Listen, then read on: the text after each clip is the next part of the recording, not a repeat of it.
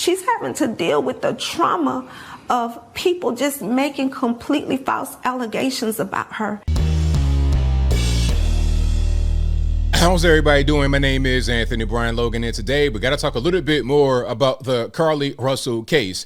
Her parents have given an interview to the mainstream media in which they reveal quite a bit, but they also don't reveal quite a bit because of the ongoing investigation. Now, before I get into their interview, let's back up a little bit here to give you a brief recap. Now, Carlee Russell was reported missing a few days ago near Hoover, Alabama. She called the police about a little boy, a toddler, wearing a diaper on the side of the road. It's about 9:15 p.m. It's at night. She pulls to the side of the road to see about the boy. And after the police phone call, she calls her sister. And at a certain point, they lose communication with the phone line still open. The sister hears Carlee scream. Then there's interstate noise. So that was the issue. The police get there a few minutes later. Carlee was gone, but her vehicle was there, running with the keys in it. Her phone was there, her wig, her Apple Watch. Her belongings were there, but she was not there, and the child wasn't there. There was a massive manhunt, a search for her, and she returned home on her own about 2 days later. Now, there's a lot of speculation, a lot of questions, a lot of doubting. And before I get into any of that, let's go ahead and roll the clip.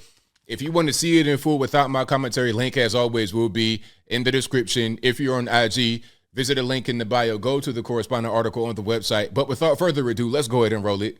We turn now to a case we've been following. It's a strange one out of Alabama. Yeah, the parents of the woman who vanished for 48 hours after calling police to report a toddler walking alone down a highway. Well, they are speaking out in an exclusive interview. NBC's Priscilla Thompson spoke with them. She joins us now. Hey, Priscilla, good morning.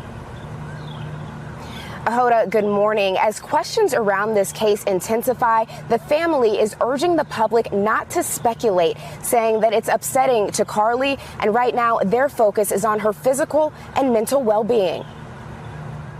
That moment you all first laid eyes on her again, what was it like? To me, just so much joy. This morning, in an exclusive sit-down with NBC News, the parents of 25-year-old Carlee Russell are speaking out, describing the moment their daughter appeared on their doorstep. That's a nice house right there. Okay, we got two parents. Appears to be a nice household. I'm hearing a lot of rumors about Carlee and things of that nature. We get to that a little bit later after we get done with the interview. After being missing for more than 48 hours. What did you do when you saw her? We tried to hug her as best we could, but I had to stand back because she was not in a good state. So we had to stand back and let medical professionals work with her. Because when she returned home, the police were called and they took her to the hospital to get her examined, get her checked out. So they're referring to that process right there. But it's okay. Last Thursday, police say Carlee called 911 to report a toddler walking alone on the interstate. She pulled over while on the phone with a family member who described hearing Carlee scream. Her vehicle's unlocked, running, all her personal belongings except for her phone. On the scene, police found no sign of Carlee or a child. Now, I'm going to pause right there. You see that? You heard that part where they said the belongings were there except for the phone. But in the news report, I think it was also on NBC, they said they did find the phone. So maybe that was the initial thing to dispatch, that there was no phone there. But then they said there was a phone there. And if the phone wasn't there, if she had the phone on her, they could have pinged the phone to find where she was. If the phone was off, they still could have pinged it, from what I hear. Let's keep on going. And they say no children were reported as missing during that time period. The Russells waited in agony until Saturday night. There were actually just so many calls and texts from people who maliciously lied to us. I just didn't know people could be so evil. Authorities have not indicated where Carlee was during the 48 hours she was missing or what happened. Her parents declined to share what their daughter told them, citing the ongoing investigation.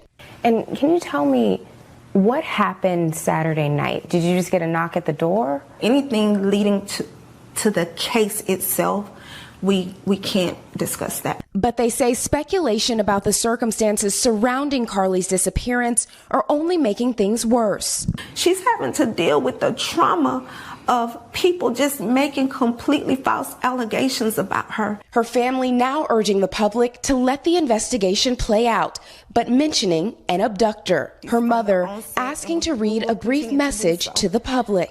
So there's been quite a bit revealed here.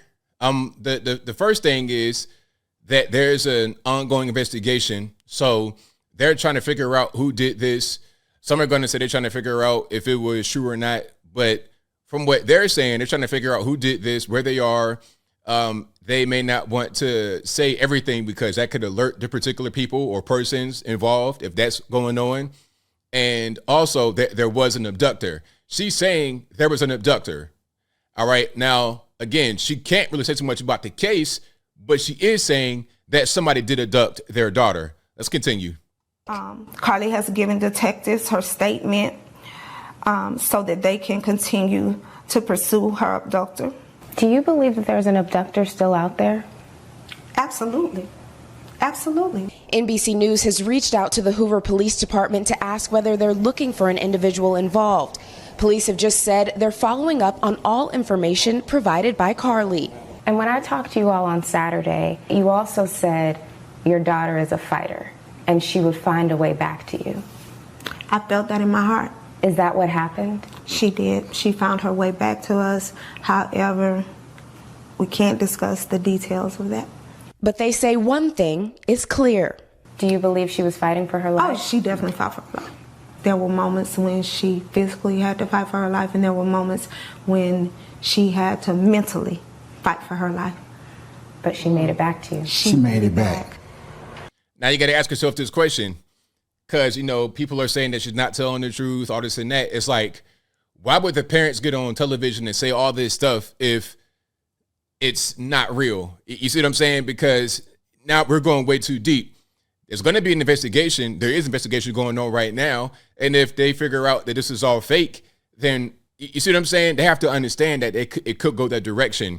If it was fake, then the parents probably wouldn't be doing any kind of speaking at all. So let's continue, and then I'll give the rest of my 2 cents about the whole situation. Yeah, she did make it back. All right, Priscilla, so investigators are obviously busy on this case. What are they looking into going forward?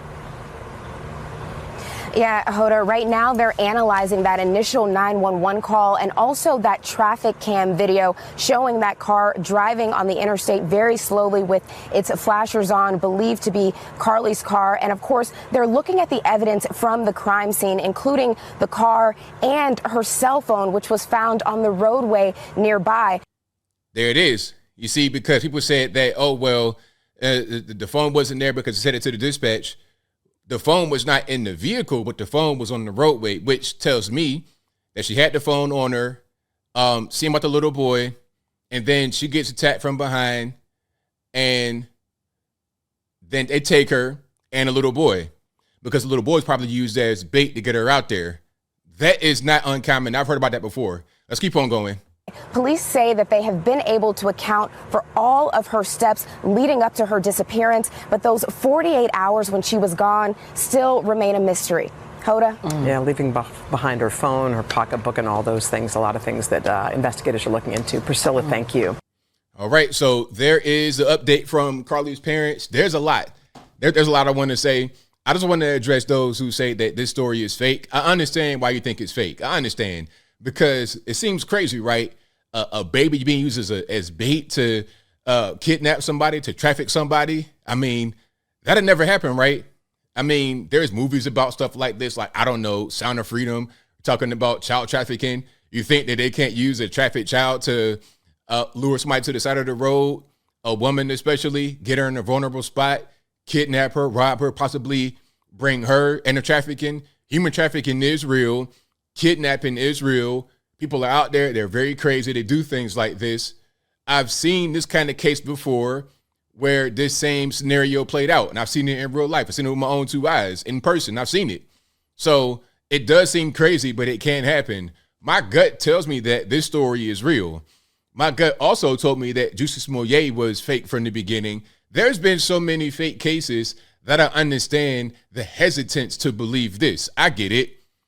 The first one in recent memory, Juicy Smollett, and then one of the old ones was that the lady that said a black guy killed her kids and she was white. It was a whole lot of things going on with that. Then some of the smaller recent hoaxes, there was one guy who said that some white guys went into his barbershop and sprayed swastikas everywhere and ransacked it. But then he was found to have evidence of ransacking his own shop on him. Like they took the flat screen off the wall, they took the TV off the wall, and then they found a guy with the flat screens in the back of his pickup truck with the drywall still on him. Like he just yanked him from the wall and put him in his truck. It was an insurance scam. And my point behind naming some of those other things is to say that a lot of those things had an obvious motive. Okay, the race-based attack in the shop, swastikas, I mean, who does that? Juicy Smollett, they said MAGA country, it's 1,000 degrees below zero, and then the whole thing about the kids. Oh, well, I didn't kill my kids, all type of stuff. The typical boyfriend thing where he kills the girlfriend or husband kills the wife. A lot of those things you could kind of see through and have a lot of doubt. But in this case, where's the angle? What's the angle? What's the purpose? Why do this? Why call the police, call your sister, leave your car with the keys running? I mean, with the keys in it, ignition running, leaving your cell phone, leaving your Apple Watch. Why would you leave all that on the side of the road where anybody can come take it? And then where did she go? Somebody had to take her. She had to go somewhere. Where was she at? Where did she go? How did she get there?